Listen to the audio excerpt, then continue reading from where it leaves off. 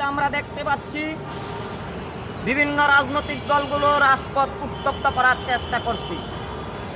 খুন হচ্ছে, দর্শন হচ্ছে, মারামারি হচ্ছে, এগুলো বলে তারা রাজপথ গরম করছে। অথচ খুন, দর্শন, মব জাস্টিসের বিরুদ্ধে তাদের কোনো কার্যকরী পদক্ষেপ নেই। তারা কি করে?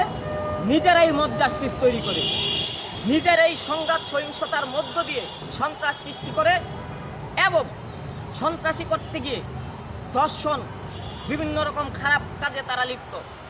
অথচ তারাই কিন্তু আবার এই প্রেস ক্লাবে এসে দর্শন বিরোধী অভিযান গড়ে তোলে। যারা দর্শক তারাই কিন্তু এই প্রেস ক্লাবে এসে দর্শন বিরোধী অভিযান করে। আমরা বলতে চাই, এই বাংলার মাটিতে দর্শন হবে না। দর্শনের বিরুদ্ধে অবশ্যই ঘৃণা প্রকাশ করতে হবে, কিন্তু তাই বলে রাজনীতিকরণের মধ্য দিয়ে শুধু ক্ষমতার চেয়ার দখল করলে এই দর্শন বন্ধ হবে না।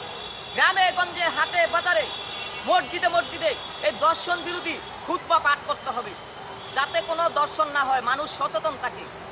কিছু কুলাঙ্গার সন্তানরা এগুলো করে। কুলাঙ্গার সন্তান হয় কিভাবে? যখন মসজিদে আমল না থাকে, মসজিদে খুতবার ভিতরে দর্শন বিরোধী কথা না হয়, তখন এই কুলাঙ্গার সন্তানরা মাদক খায়। মাদক খাইয়া মাথা নষ্ট হয়ে যায়, তখন দর্শনের শিকার হয় আমাদের নারী শিশুরা।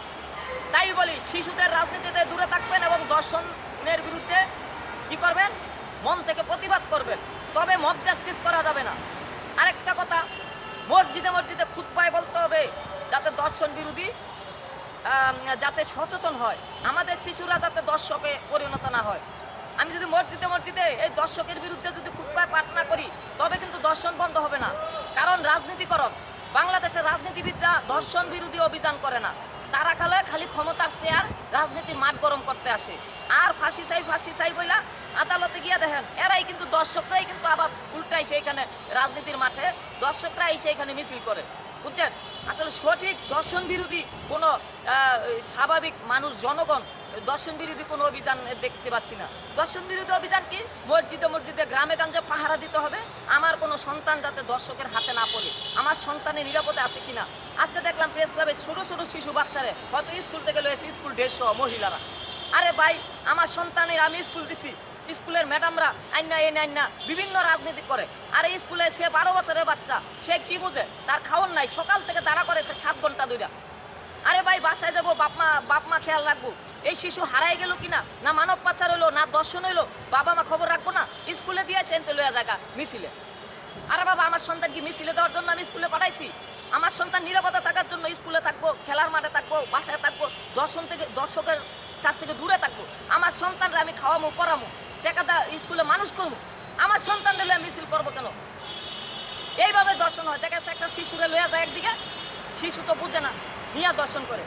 এগুলো হলো মানব পাচারকারী, তারা শিশু বাচ্চারা নিয়ে রাজনীতি করতে চায়। আমরা রাজনীতিক ঊর্ধ্বে থেকে আসলে সত্যিকার দর্শন যাতে না হয়, কোনো পাপী যাতে সৃষ্টি না হয়, সেই কারণে মসজিদে মসজিদে খুতবায় পাঠ করতে হবে, দর্শন বন্ধ করো এবং ইসলামের পথে থাকো, খুন খারাপি বন্ধ করো, রাজনীতি থেকে দূরে থাকো। রাজনীতি করলে মন থেকে করবা, ইসলামী রাজনীতি করো। আর রাজনীতি করলে সুস্থ রাজনীতি করবা।